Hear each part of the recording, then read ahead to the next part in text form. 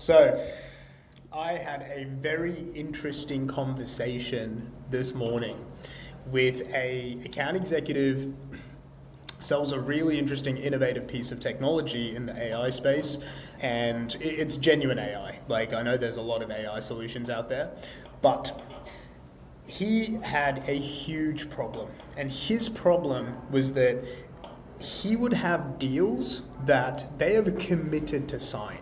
They've said, yeah, we're going to sign this. We are going to move forward with this. We are going to buy your thing. And then they would ghost. That is not normal behavior in a tech sales cycle.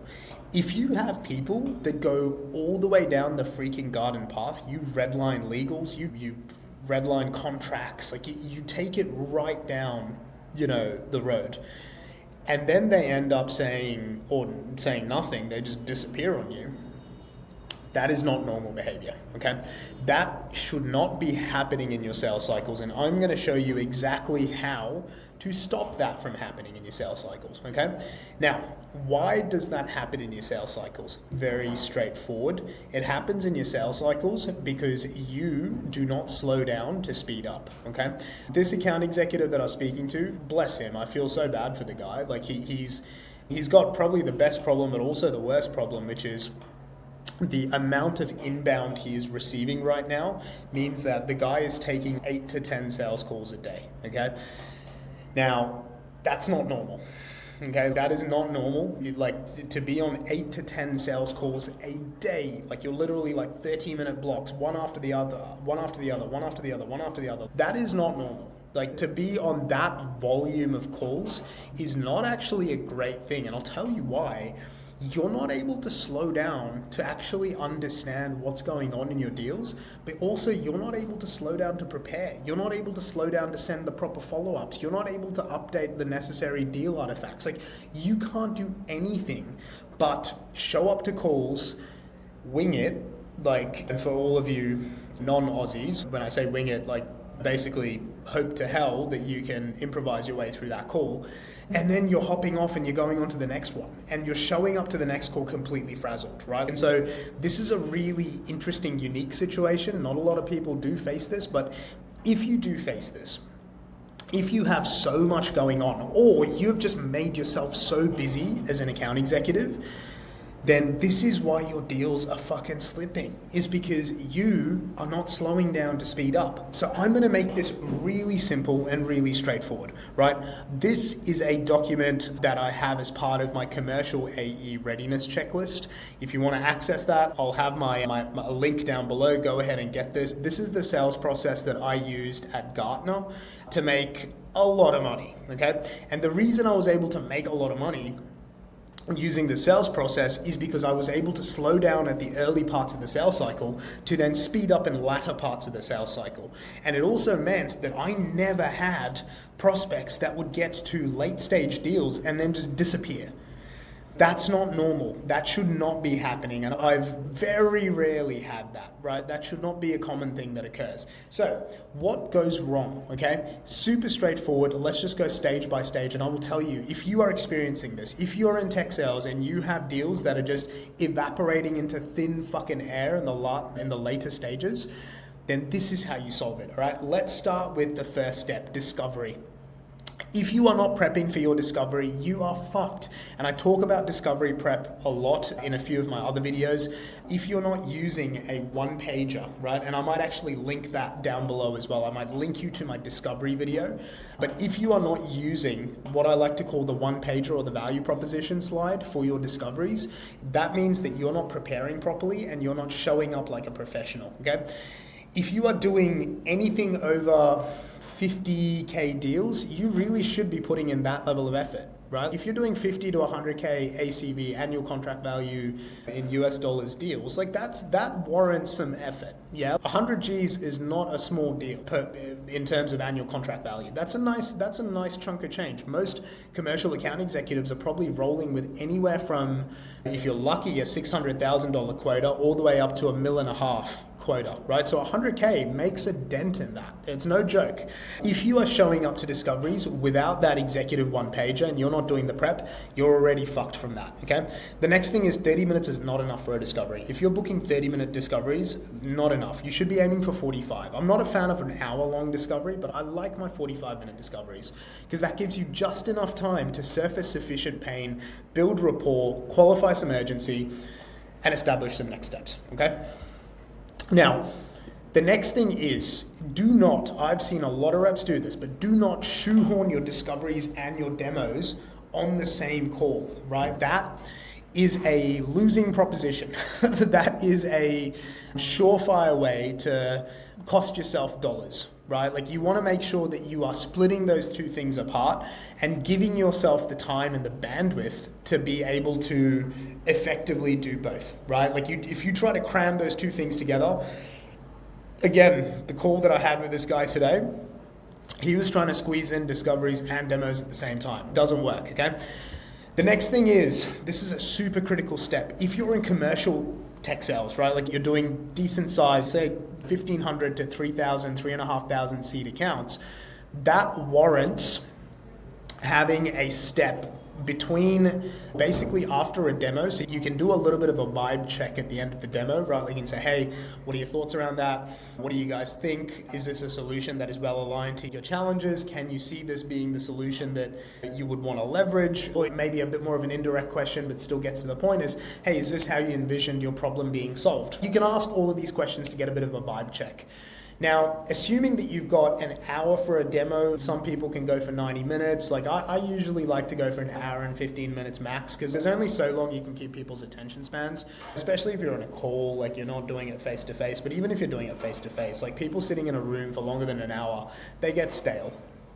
So what I would usually do is straight after the demo, ideally 24 to 48 hours later, I would set up what's called a post-demo feedback meeting. And in this feedback meeting, this is where I am getting some of the key information to help me decide if this is a legitimate deal or not. And what I'm doing here is I'm validating pricing. I'm seeing if they can even do this. Can they buy the solution that is the best fit for their problem? And if they can't do that, then can we go one notch down? Can we go two notches down? Can they, at a bare minimum, can they buy my cheapest shit? That's really what I'm trying to understand is, are you even in the ballpark? Can we even have any more of a conversation?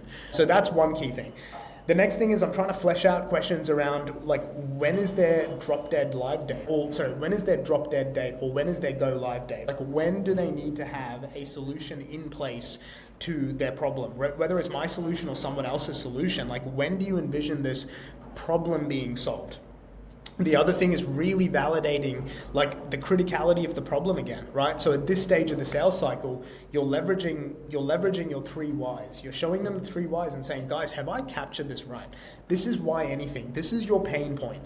This is the why now. This is the urgency. Based off what you've told me from discovery through to any additional questioning and demo, you guys need to act at this date, and this is why. Am I on the right track here?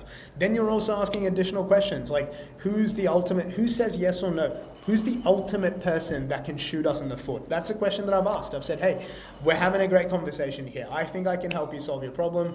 Would it be fair to say that you can see us solving your problem? And they'll say, yeah, I can see you solving my problem. I'd say, fantastic. I'd like to hear that.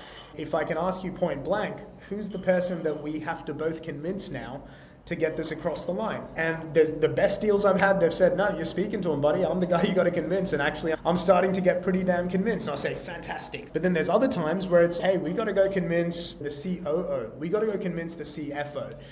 Okay, what's the process for that? Who do we have to go beg, borrow, steal dollars from to make this shit happen? Is there a committee? Is there a report you need to submit? Is there a presentation you need to have?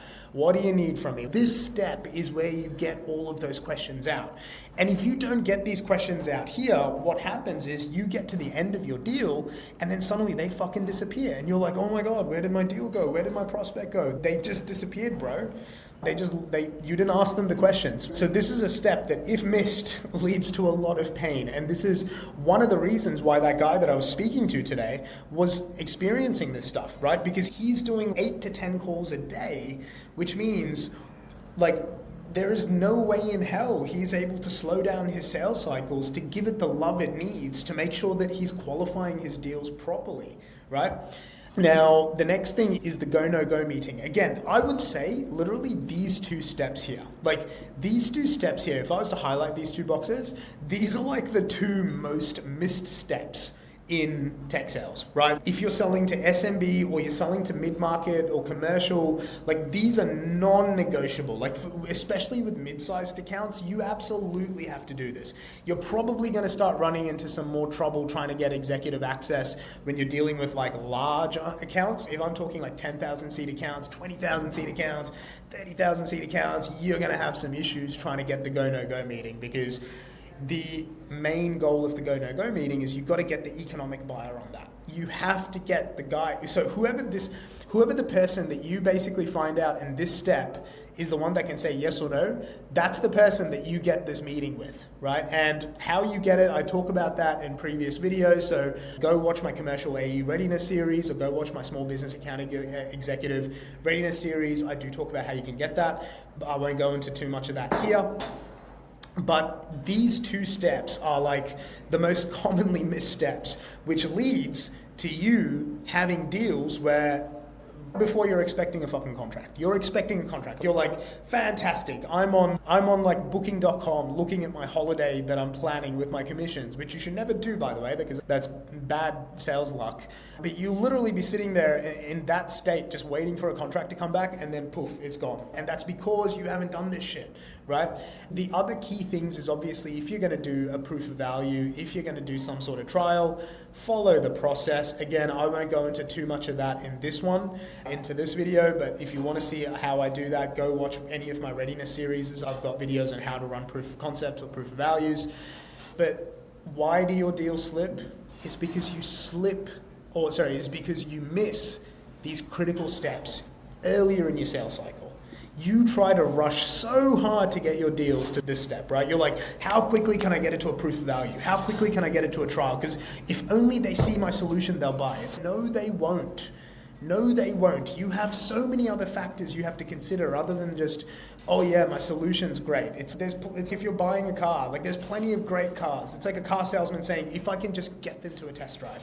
It's like, why do they need that car? Are they even the right fit? Can they even buy? Are you even dealing with the right person that has the purse strings? Maybe it's the wife coming into the store. The reality is it's the husband's credit card. I don't know, but if you don't go through the precursor steps, you'll never get to this point, and then your deals just evaporate, okay? I hope that makes sense. If you are struggling with urgency in deals, and if you are struggling with deals slipping or just evaporating into thin air, book some time down with me below. I'll treat the first conversation as a bit of a value add and just share some stuff with you. I see this every fucking day with anyone in my community, as well as any of the people that I've worked with in the past. I see this all the time. So if you're struggling with this, reach out to me, book some time. Otherwise, go get the readiness guides, go watch the videos that I recommended, and I'll see you on the next one.